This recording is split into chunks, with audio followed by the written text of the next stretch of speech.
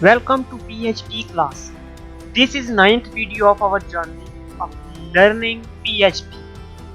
Today we will learn PHP Mathematical Operations.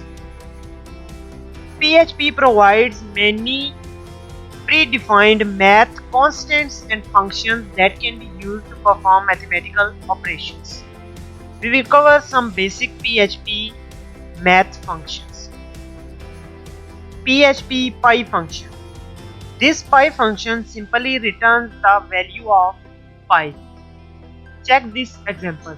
You can see example below how you can return value of pi using function pi. Our next function is PHP Min and PHP Max. These functions can be used to find the lowest or highest value in a list of arguments. Have a look at this example how you can find minimum and maximum value using min and max function.